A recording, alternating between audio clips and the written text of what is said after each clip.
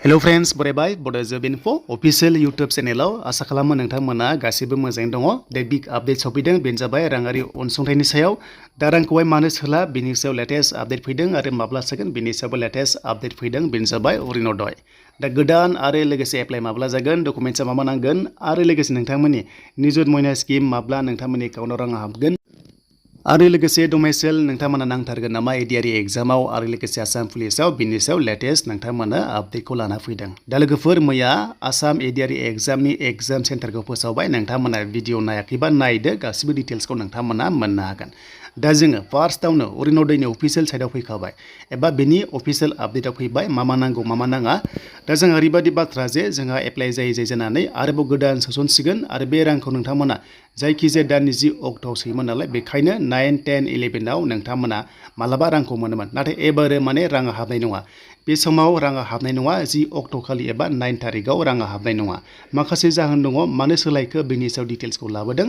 दा बेखायनो चिफ मिनिस्टारा मोनसे आपडेट होदों जों बेखौ नायगोन जाहाथे नोंथांमोना क्लियार जायो।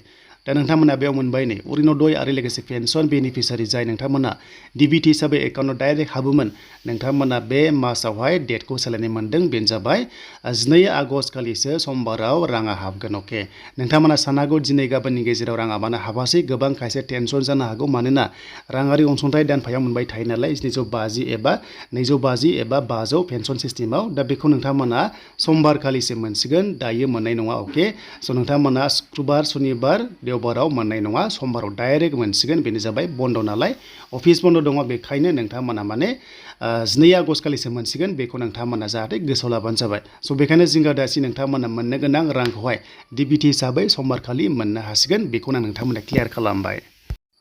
आरो लोगोसे गोदान एप्लाइ खालामनो नागिरदों नोंथांमोना थाबैनो मोनगोन गासै 20 लाख बेनिफिसारि गोदान सोसननो नागिरदों बेयाव नोंथांमोना एप्लाइ खालामनोबा मा गोनांथि जागोन डकुमेन्ट्सआ बेनि सायावबो लेटेस्ट आपडेटखौ लाबोदों जाहाथे क्लियार खालामना लाखायो। दा फार्स्टआवनो नोंथांमोना मा खालामनांगोन 3.0 एप्लाइ जायोबा गाव पन्चायत लेभेलाव एबा बिजनेस लेभेलाव फर्म साबमिट जागोन अफलाइन हिसाबैसो खालामनांगोन बेयाव अनलाइन जानाय नङा। स' बेखायनो गासैबो डकुमेन्ट्सखौ नोंथांमोना जाहाथे मोजाङै होबानो जाबाय जाहाथे नोंथांमोना रेजेक्ट जायै बायदि।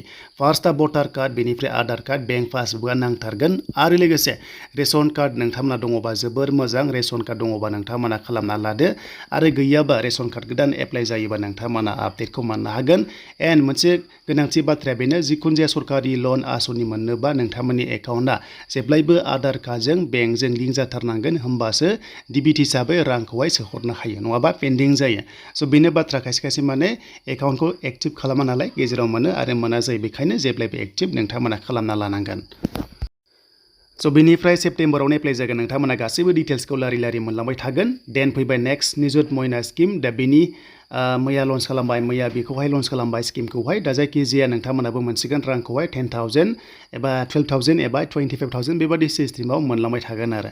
दा बाथ्रा जाबाय बे माब्ला फैसाखौ सोगोन बेनो जाबाय अक्ट'बर 10 थारिखआव बेखौ सोगोन होनना बुंदों। 10 अक्ट'बराव नोंथांमोननि एकाउन्टआव हाबो अब्ला बे सेप्तेम्बरावनो एप्लाइ जागोन आरो लोगोसे अरुण'दयाबो सेप्तेम्बरावनो जागोन। दायो अडिटआ सोलिगासिनो दङ बाथ्रा जाबाय माने खायसे साख्रि मोनबाय एबा खायसे बेनिफिसियारिया थैबाय दा बेबायदि माखासे अडिटआ जागासिनो दङ बेखायनो नैबे सेप्तेम्बराव नोंथांमोना एप्लाइ खालामनानै अक्ट'बराव रांखौ मोनहैगोन आरो।